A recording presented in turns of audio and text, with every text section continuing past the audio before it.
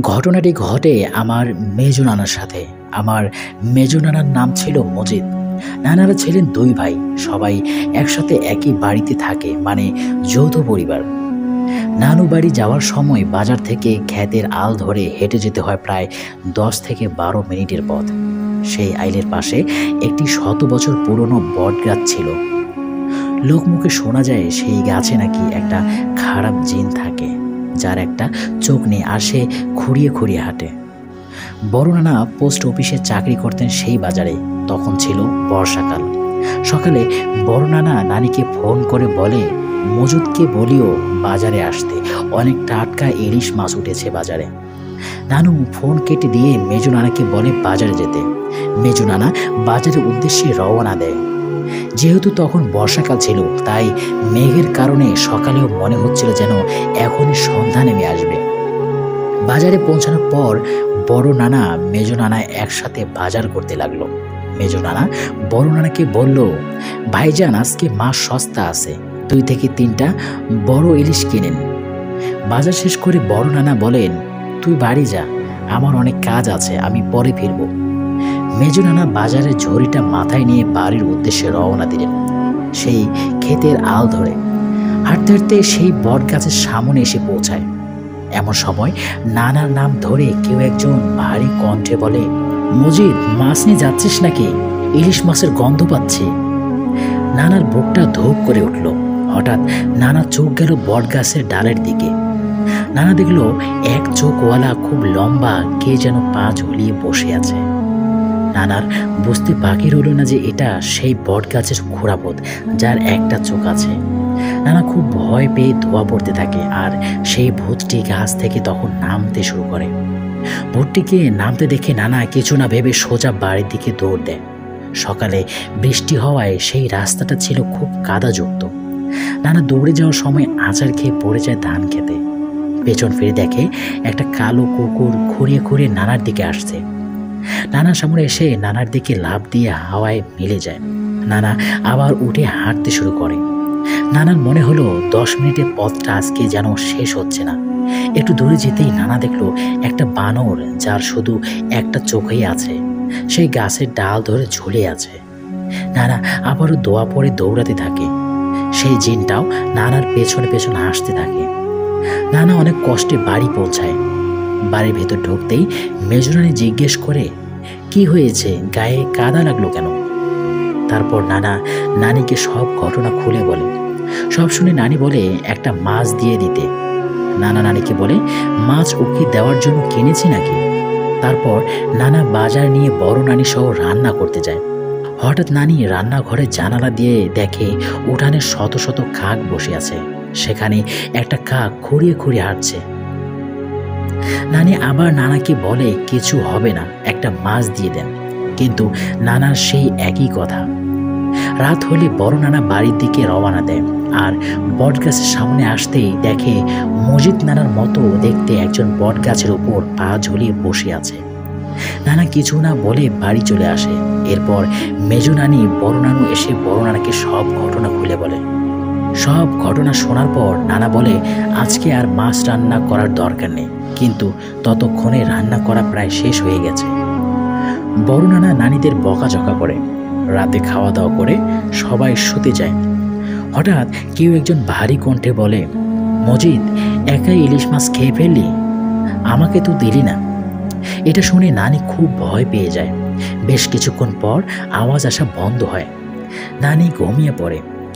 সকালে আজানের পর যখন কালিয়াদার থাকে, তখন মেজো নানাকে বড় নানা ডাক দিয়ে বলে, মজিদ সামনের বিলে পানি নেমেছে, জালটা নিয়ে আয়, মাছ ধরতে যাব।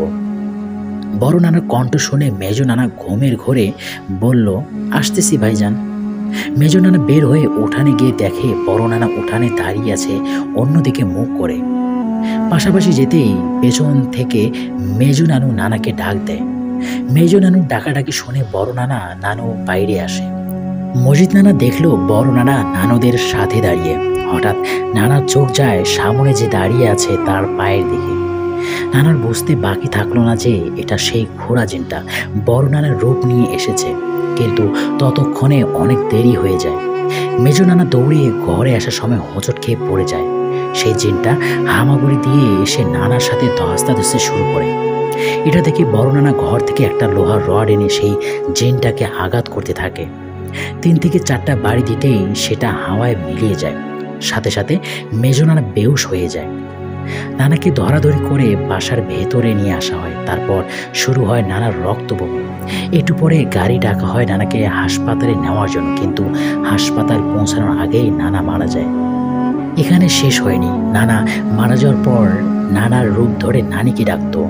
নানার শখে নানি পাগলের মতো হয়ে গিয়েছিল। পরে নানিকে হুজুরের কাছে নিয়ে যাওয়া হয়। হুজুর ঝাড়ফুঁক করে তাবিজ দেয় আর বাড়িটি বন্ধ করে দেয়। পরে এলাকার মুরব্বীদের পরামর্শে কয়েকটি মসজিদের ইমামকে নিয়ে সেই বটগাছটির নিচে মিলাদ করে 101টি পেরেক মারা হয়। তারপর থেকে কেউ সেই খোড়া জিনটিকে আর দেখেনি। সামান্য একটা ইলিশ মাছের জন্য নানাকে অকালে প্রাণ দিতে হয়েছে। আজও নানি বাড়ি যাওয়ার সময় সেই বটগাছের নিচ দিয়েই যেতে হয়। গাড়ি থেকে যখন এই স্টেশনে নামি, রাত তখন ঠিক 1টা বাজে। যাত্রীদের স্টেশনে নামিয়ে দিয়ে রেলগাড়িটি আবার চলতে লাগলো। সঙ্গে থাকা ব্যাগটা কাঁধে ঝুলিয়ে স্টেশন মাস্টার রুমের দিকে গেলাম। ভেতরে ঢুকতে দেখি সেখানে একজন লোক বসে আছে। উনি হয়তো স্টেশন মাস্টার। তাকে গিয়ে জিজ্ঞেস করলাম, এখান থেকে রসুলপুর কত দূর হবে? তিনি উত্তর দিলেন, এখান থেকে রসুলপুর প্রায় 6 কিলোমিটার রাস্তা, কিন্তু এত রাতে এখান থেকে রসুলপুর যাওয়ার কোনো ভ্যান পাওয়া যাবে না, তাই রাতটা কষ্ট করে এখানেই কাটাতে হবে। তার সাথে কথা শেষ করে ওই রুম থেকে বের হয়ে গেলাম। বাইরে এসে দেখি চারপাশটা কেমন ফাঁকা ফাঁকা, কোনো মানুষজন নেই। পাশে যাত্রীদের ওয়েটিং রুম আছে, সেখানে গিয়ে একটি চেয়ারে বসলাম। তারপরে চিন্তা করলাম কোনো মতে আজ রাতটা এখানে কাটিয়ে কাল সকালবেলা রসুলপুরের দিকে রওনা হব। দেয়ালে ঝুলে থাকা ঘড়ির দিকে তাকিয়ে দেখি রাত তখন 1:30 বাজে। চোখে একটু একটু ঘুম ঘুম ভাব আছে, তাই চোখ বন্ধ করে বসে রইলাম। হঠাৎ এমন সময় একজন লোক এসে উপস্থিত। এসে বলে, স্যার কই যাইবেন? আমি বললাম, রসুলপুর যাব। কিন্তু তুমি কে? আমার নাম মতি, এই এলাকায় ভ্যান গাড়ি চালাই। ও তাই নাকি? আচ্ছা তুমি কি রসুলপুর যাবে? যাবো স্যার, চলেন। মনে মনে চিন্তা করলাম কষ্ট করে স্টেশনে রাত কাটার চেয়ে গন্তব্যে চলে যাওয়াটাই ভালো। তাই ব্যাগটা হাতে নিয়ে বললাম, চল মতি। হাঁটতে হাঁটতে মতির ভ্যান গাড়ির সামনে চলে গেলাম। সেখানে গিয়ে দেখি একজন লোক আগে থেকে ভ্যানের উপর বসে আছে। লোকটি সমস্ত শরীর চাদর দিয়ে ঢেকে রেখেছে, চেহারাটা পর্যন্ত ভালো করে দেখা যাচ্ছে না। আমি কোনো কথা না বলে লোকটির পাশে গিয়ে বসলাম। তারপরে মতি ভ্যান গাড়ি চালাতে শুরু করে। কিছু দূর আসার পরে আমরা একটি মাটির রাস্তায় উঠলাম। সেই রাস্তার 2 পাশে ছিল বিস্তৃত ধান ক্ষেত। যত দূরে চোখ যায় শুধু হলুদ পাকা ধানের হাসি।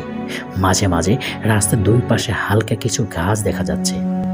আর খরা মৌসুমে চাষাবাদের জন্য একপাশে একটি খাল খনন করা আছে। আকাশে হালকা চাঁদের আলো তার উপরে পড়ে চারপাশটা বেশ পরিষ্কার দেখা যাচ্ছে। আশেপাশে কোনো জনবসতি নেই, তাই চারিদিকে শুধু ঝেঁঝে পোকার শব্দ ছাড়া কিছুই শোনা যাচ্ছে না। মাঝে মাঝে দূর থেকে একটি খেক শিয়ালের ডাক কানে ভেসে আসছে।